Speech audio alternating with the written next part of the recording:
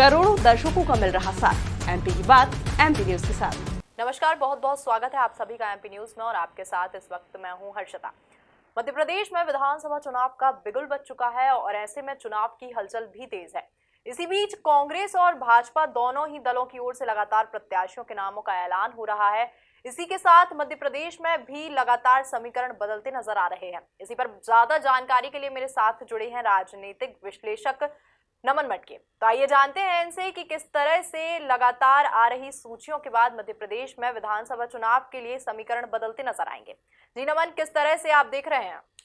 जी देखिए, बिल्कुल मध्य प्रदेश में अब विधानसभा चुनाव की जो हलचल है वो लगातार तेज हो रही है, क्योंकि चुनाव की जो तारीखें हैं वो लगातार पास आ रही हैं और ऐसे में बीजेपी और कांग्रेस दोनों ही दल जो हैं अपने अपने प्रत्याशियों का ऐलान भी यहाँ पर समय समय पर करते जो है वो नजर आ रहे हैं। चूँकि यदि हम बात करें तो बीजेपी ने अपनी प्रत्याशियों की कई सूचियां जो है वो जारी कर दी थी, जिसके बाद अब कांग्रेस ने भी अपने प्रत्याशियों की सूची जारी कर दी है और दोनों ही दलों ने जो प्रत्याशियों की सूची यहाँ पर जारी की है उसमें लगातार अलग अलग तरह के जो राजनीतिक समीकरण हैं उनको ध्यान में रखते हुए, जातिगत समीकरणों को ध्यान में रखते हुए, क्षेत्रीय समीकरणों को जो है ध्यान में रखते हुए अपने अपने प्रत्याशियों का ऐलान किया है। क्योंकि मध्य प्रदेश के जो चुनाव है ये बहुत ज़रूरी हैं और बहुत आवश्यक हैं। मध्य प्रदेश के चुनाव चूँकि आने वाले समय में लोकसभा के भी चुनाव होने हैं, ऐसे में मध्य प्रदेश के विधानसभा चुनाव में जिस तरह का प्रदर्शन दोनों ही दलों का रहेगा उसका सीधा प्रभाव आने वाले समय में लोकसभा के चुनाव पर भी हमें देखने मिलेगा। यही कारण है कि बीजेपी और कांग्रेस दोनों ही दल जो है मध्य प्रदेश पर अपना विशेष फोकस करते नजर आ रहे हैं। जो दिल्ली दरबार में दोनों ही दलों के नेता बैठे हैं उनके भी पूरा ध्यान जो है मध्य प्रदेश के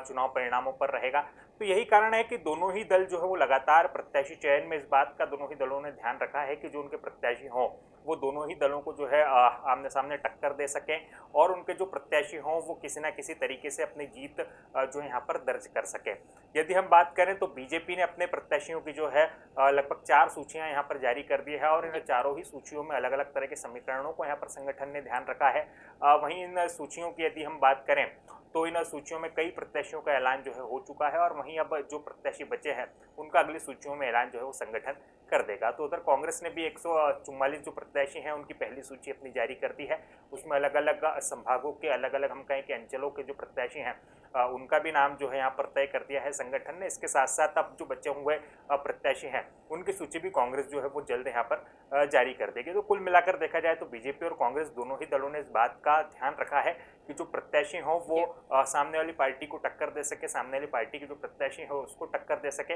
और इसी के साथ साथ अपनी जीत जो है यहाँ पर दर्ज कर सके। जी देखिए, बीजेपी की ओर से लगातार विधानसभा चुनाव जीतने के लिए लगातार प्रयास किए जा रहे हैं और लगातार बीजेपी की ओर से 4 प्रत्याशियों की सूची भी जारी कर दी गई है। कुछ ही सीटें बची हुई हैं जिन पर बीजेपी की ओर से अभी प्रत्याशी जो है चयनित नहीं किए गए हैं और उनके नाम भी घोषित नहीं किए गए हैं। ऐसे में क्या माना जा रहा है कि कब तक इनके नामों की घोषणा हो सकती है और इसके पीछे क्या कुछ बीजेपी की रणनीति रहेगी? जी देखिए, बिल्कुल यदि हम बात करें तो भारतीय जनता पार्टी ने अब तक अपने प्रत्याशियों की लगभग 4 सूचियां यहाँ पर जारी कर दी है। उन्होंने चारों सूचियों पर यदि आप नजर डालेंगे तो इसमें अलग अलग संभागों के अलग अलग क्षेत्रों के जो प्रत्याशी हैं उनका चयन यहाँ पर संगठन ने कर लिया है। वहीं अब कुछ जो सीटें हैं जिन पर घमासान की स्थिति बनती नजर आ रही है, जिन पे हम कहें कि दावेदार ज़्यादा हैं या पर जिन सीटों पर जो पेच है वो कहीं ना कहीं सुलझा नहीं है, तो इसको ध्यान में रखते हुए अभी भारतीय जनता पार्टी ने अपनी जो अगली सूची है उस पर कहीं ना कहीं ब्रेक लगा दिया है। लेकिन संभावना जताई जा रही है कि दिल्ली दरबार में जो नेता बैठे हैं उन्होंने कहीं ना कहीं अब जो उलझे हुए पेज थे उसको सुलझाने का काम कर लिया है और साथ ही साथ जिन सीटों पर प्रत्याशियों का चयन नहीं हो पा रहा था संभवतः वहां भी लगभग अब अंतिम दौर की चर्चा के बाद जो है उन सीटों पर प्रत्याशियों का चयन कर लिया जाएगा और जल्दी भारतीय जनता पार्टी जो है अपने 5वीं सूची या फिर हम कहें कि आगे की जितनी सूचियां आनी है उनकी वो भी यहाँ पर जारी करने की स्थिति में आ जाएंगी। क्योंकि अब चुनाव का समय कम बचा है और ऐसे में दोनों ही दल चाहते हैं कि अपने अपने प्रत्याशी जो है उनके नाम का ऐलान कर दिया जाए ताकि आने वाले समय में दोनों ही दल के जो प्रत्याशियों को अच्छा समय मिल सके और दोनों ही दल के जो प्रत्याशी हैं वो चुनाव मैदान में ज़्यादा समय बिता सके या फिर हम कहें कि जनता के बीच ज़्यादा से ज़्यादा जा सके। इसको लेकर के अब ये कोशिश की जा रही है कि जल्द से जल्द जो प्रत्याशी हैं उनके नाम का जो बचे हुए सीटें हैं उन पर ऐलान कर दिया जाए ताकि प्रत्याशी को भी ज़्यादा से ज़्यादा समय मिले और प्रत्याशी भी जो अपनी चुनाव की तैयारी है उसको जल्दी से जल्दी पूरा कर सके। यदि भारतीय जनता पार्टी की बात करें तो भारतीय जनता पार्टी लगातार बैठकें कर रही है, इसी के साथ साथ अलग अलग अभियानों का भी आगाज़ मध्य प्रदेश में कर रही है, जिससे अंदाज़ा अब लगाया जा सकता है कि जल्द भारतीय जनता पार्टी अपने जो बचे हुए प्रत्याशी हैं उनका भी नाम जो है वो ऐलान कर देगी और उसके बाद जो है मध्य प्रदेश में एक